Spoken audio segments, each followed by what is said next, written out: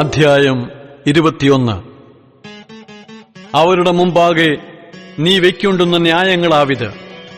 ഒരു എബ്രായദാസനെ വിലയ്ക്ക് വാങ്ങിയാൽ 6 സംവത്സരം സേവിച്ചിട്ട് 7-ാം സംവത്സരത്തിൽ അവനൊന്നും കൊടുക്കാതെ സ്വതന്ത്രനായി പൊയ്ക്കൊള്ളട്ടെ.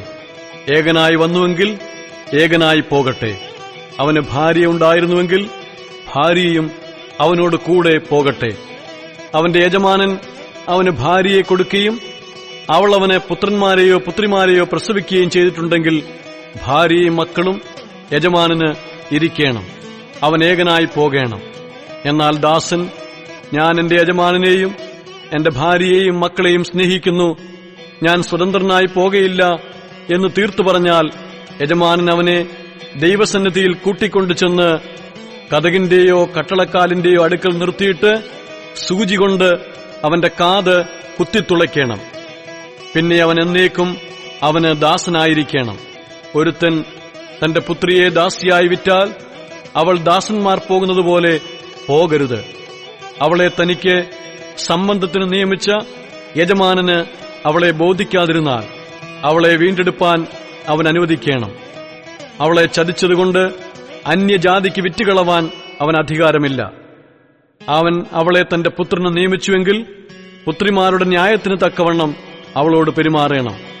അവൻ മറ്റൊരുത്തിയെ പരിഗ്രഹിച്ചാൽ ഇവളുടെ ഉപജീവനവും ഉടുപ്പും വിവാഹമുറയും കുറയ്ക്കരുത്. ഈ 3 കാര്യവും അവൻ അവൾക്ക് ചെയ്യാതിരുന്നാൽ അവളെ പണം വാങ്ങാതെ വെറുതെ വിട്ടയക്കണം.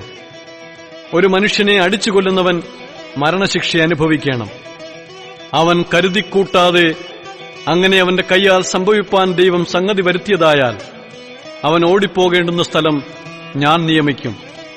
എന്നാൽ ഒരുത്തൻ കരുതിക്കൂട്ടി കൂട്ടുകാരനെ ചതിച്ചു കൊന്നതെങ്കിൽ അവൻ മരിക്കേണ്ടതിന് നീ അവനെ എന്റെ യാഗപീഠത്തിങ്കിൽ നിന്നും പിടിച്ചുകൊണ്ടു പോകേണം.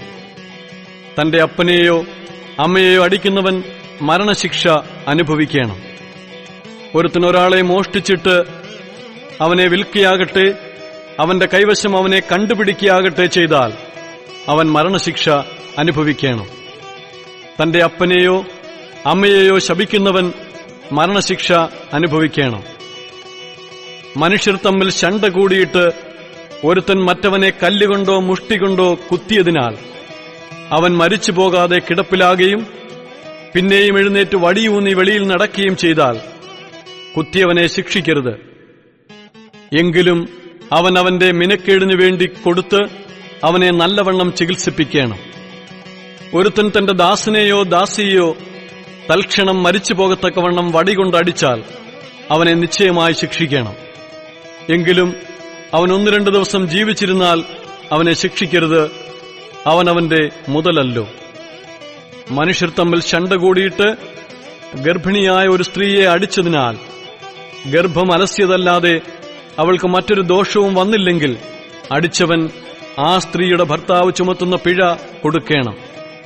ന്യായാധിപന്മാർ വിധിക്കും പോലെ അവൻ കൊടുക്കണം. മറ്റു ദോഷം വന്നിട്ടുണ്ടെങ്കിൽ ജീവന് പകരം ജീവൻ കൊടുക്കണം. കണ്ണിനു പകരം കണ്ണ്, പല്ലിനു പകരം പല്ല്, കൈക്ക് പകരം കൈ, കാലിനു പകരം കാൽ, പൊള്ളലിനു പകരം പൊള്ളൽ, മുറിവിനു പകരം മുറിവ്, തിണർപ്പിനു പകരം തിണർപ്പ്. ഒരുത്തൻ അടിച്ച് തന്റെ ദാസന്റെയോ ദാസിയുടെയോ കണ്ണു കളഞ്ഞാൽ അവൻ കണ്ണിനു പകരം അവനെ സ്വതന്ത്രനായി വിട്ടയക്കണം. അവൻ തന്റെ ദാസന്റെയോ ദാസിയുടെയോ പല്ല് അടിച്ചു തകർത്താൽ അവൻ പല്ലിനു പകരം അവനെ സ്വതന്ത്രനായി വിട്ടയക്കണം. ഒരു കാള ഒരു പുരുഷനെയോ സ്ത്രീയോ കുത്തിക്കൊന്നാൽ ആ കാളയെ കല്ലെറിഞ്ഞു കൊല്ലേണം. അതിന്റെ മാംസം തിന്നരുത്. കാളയുടെ ഉടമസ്ഥനോ കുറ്റമില്ലാത്തവൻ. എന്നാൽ ആ കാള മുമ്പേ തന്നെ കുത്തുന്നതായും ഉടമസ്ഥൻ അത് അറിഞ്ഞുമിരിക്കെ അവനതിനെ സൂക്ഷിക്കായികൊണ്ട് അത് ഒരു പുരുഷനെയോ സ്ത്രീയെയോ കൊന്നുകളഞ്ഞാൽ ആ കാളയെ കല്ലെറിഞ്ഞു കൊല്ലേണം. അതിന്റെ ഉടമസ്ഥനും മരണശിക്ഷ അനുഭവിക്കണം. ഉദ്ധാരണദ്രവ്യം അവന്റെ മേൽ ചുമത്തിയാൽ തന്റെ ജീവന്റെ വീണ്ടെടുപ്പിനായി തന്റെ മേൽ ചുമത്തിയതൊക്കെയും അവൻ കൊടുക്കണം. അതൊരു ബാലനെ കുത്തിയാലും ഒരു ബാലയെ കുത്തിയാലും ഈ ന്യായപ്രകാരം അവനോട് ചെയ്യണം.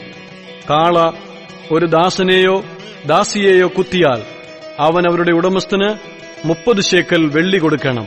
കാളയെ കൊന്നുകളയുകയും വേണം. ഒരുത്തൻ ഒരു കുഴി തുറന്നു വയ്ക്കുകയോ കുഴി കുഴിച്ച് അതിനെ മൂടാതിരിക്കുകയോ ചെയ്തിട്ട് അതിലൊരു കാളയോ കഴുതയോ വീണാൽ കുഴിയുടെ ഉടമസ്ഥൻ വില കൊടുത്ത് അതിന്റെ യജമാനന് തൃപ്തി വരുത്തേണം. എന്നാൽ ചത്തുപോയത് അവനുള്ളതായിരിക്കണം.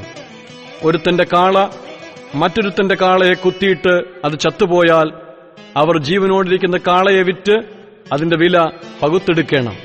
ചത്തുപോയതിനെയും പകുത്തെടുക്കണം. അല്ലെങ്കിൽ ആ കാള മുമ്പേ തന്നെ കുത്തുന്നത് എന്നറിഞ്ഞിട്ടും ഉടമസ്ഥൻ അതിനെ സൂക്ഷിക്കാതിരുന്നുവെങ്കിൽ അവൻ കാളയ്ക്ക് പകരം കാളയെ കൊടുക്കണം. എന്നാൽ ചത്തുപോയത് അവനുള്ളതായിരിക്കണം.